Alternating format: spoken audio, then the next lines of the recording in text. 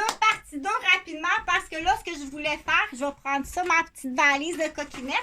Qu'est-ce qu'il y a dans la petite valise de coquinette? J'ai deux beaux haut-parleurs comme ça. Donc, c'est pour rappeler le plan Hollywood. Le plan Hollywood n'est pas à discuter. Qui sont les spectateurs de la vidéo que les coquinettes ont faite? Si elle a un bassin intéressé de spectateurs, ça ne fonctionne pas par opinion d'un juge qui donne des subventions. Elle a déjà, t'as pas à discuter. S'il y a des gens qui écoutent ça, des fois, ça peut être difficile à comprendre. Il y a des gens qui écoutent les vidéos de coquinettes puis de pincettes. Ils écoutent, ils aiment ça, écouter ça. Beaucoup plus que qu'est-ce que tu penses qu'il y a des gens qui aiment écouter coquinettes et pincettes. Pourquoi ils aiment écouter ça, tu leur demanderas. Mais qui es-tu pour juger? Qui aime écouter ça? Qui aime écouter ça? Elle aime ça, elle, écouter ça. OK?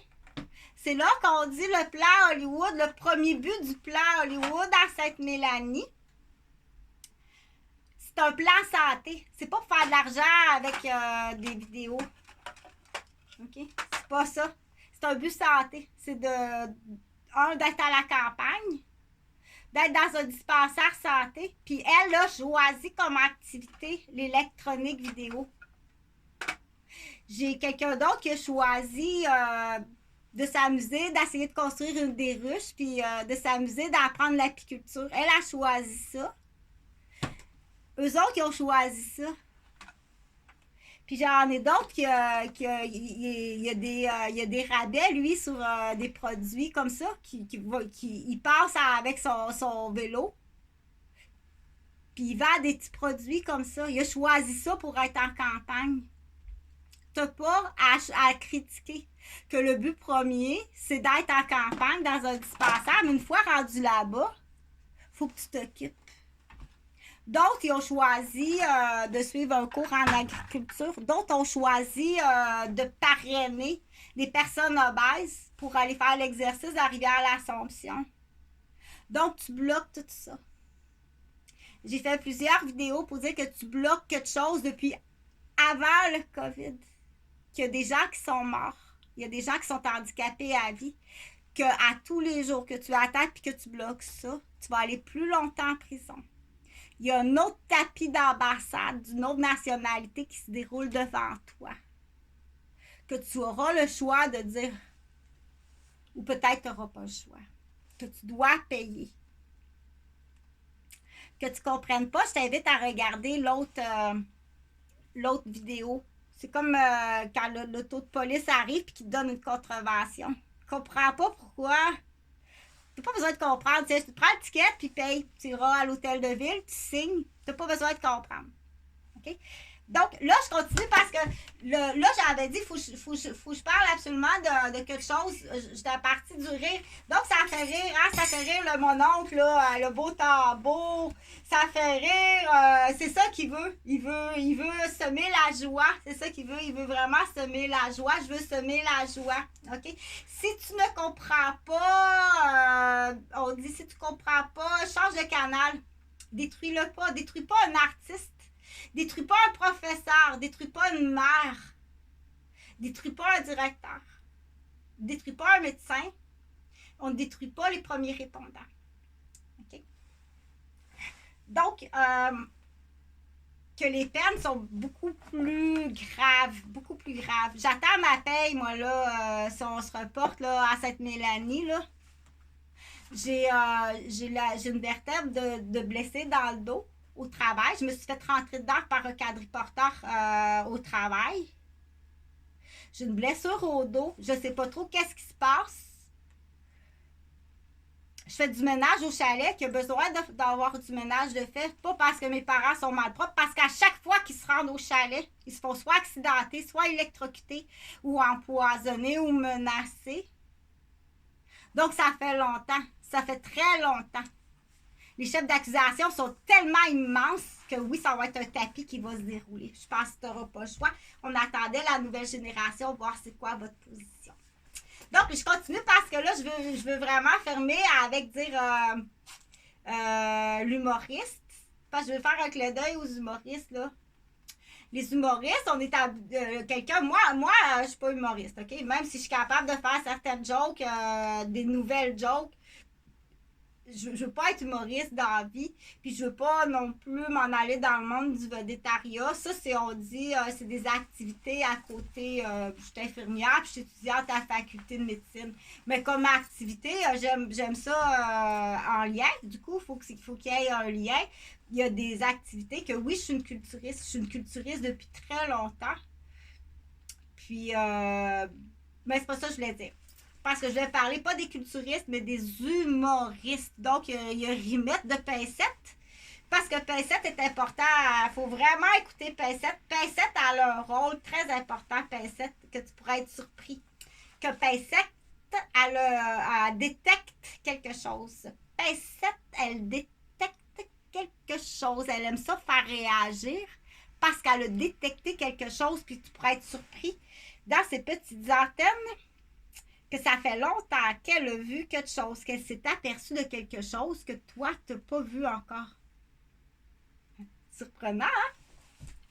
Donc, tout ça parce que rapide, je veux parler des humoristes qui sont habitués d'entendre rire. C'est ça qui veut semer le bonheur, te changer les idées. Mais le plat pas gentil. Quel est le plat pas gentil de l'humoriste? Griller un humoriste, c'est quoi griller un humoriste? C'est commencer à rire de lui ou de elle. Pour griller sa profession. Griller son estime de soi. Griller son assurance. Griller sa personnalité. N'est pas seulement une gang d'idiots, d'indisciplinés, de décadents qui sont méchants. C'est pas juste de la méchanceté, ça. C'est pas juste de la méchanceté. Moi, je te dis, moi aussi parce que je suis aussi journaliste. Toutes les infirmières, toutes les personnes qui ont un cours de script au niveau médical, on est journaliste. Que ce soit en regardant un retour de salle d'opération, quelqu'un qui revient de la salle d'opération puis qui a été opéré, je le regarde puis j'écris des notes de journaliste, d'infirmière. Que tu reviennes de la salle d'opération ou bien que tu reviennes du casino, il y a des constats que je suis capable de faire puis que j'ai le droit de faire puis que j'ai les certificats de le faire. Toutes les infirmiers et les infirmières qui ont le certificat d'émettre des notes d'observation sur une maladie ou une blessure. Parce que quand tu reviens du casino, c'est une maladie. Que ce soit à l'hôpital, que ce soit dans ton portique de maison, ou que ce soit dans mon salon, ou que ce soit dans l'autobus ou dans le taxi. Si je te regarde et tu es blessé ou c'est une maladie, j'ai le droit de faire des notes sur toi. Si je me trompe, oh non, je me suis peut-être trompée, c'est des notes qui vont être validées par un professionnel. OK? Et ça, je le fais quand je suis, parce que je suis infirmière. Est-ce qu'un médecin retraité va dire, ben, je suis un médecin retraité, arrange-toi avec tes affaires? Je suis infirmière retraitée. Mais quand je vois l'urgence de la situation, j'ai des notes d'infirmière retraitée à faire de quelqu'un qui revient du casino, puis que je te donne un rapport, que tu dois valider le rapport de l'infirmière retraitée qui a ciblé un citoyen dangereux. Tu dois prendre le rapport. Si tu ne prends pas le rapport et que tu ne fais rien, tu es à ce moment-là un incompétent ou une incompétente. Que tôt ou tard, malheureusement, le gars qui revient du casino, il va se dire, c'est bien plate, ma maladie, dit-il. C'est bien plate, ma maladie, dit-il, hein? Mais ma dépendance au jeu puis à la drogue que le rapport de Mme Girafe t'a donné au poste de police en 2015, si tu l'avais traité, j'aurais été soignée. Parce que c'est une maladie. C'est pour ça que le rapport arrive d'une infirmière. Et c'est pour ça que tu vas être, soit que tu vas aller en revision, à ton cours, une revision, ou que tu vas être congédié, ou que tu vas aller en prison si tu as une raison autre de ne pas avoir bien travaillé, un conflit d'intérêt ou un intérêt monétaire.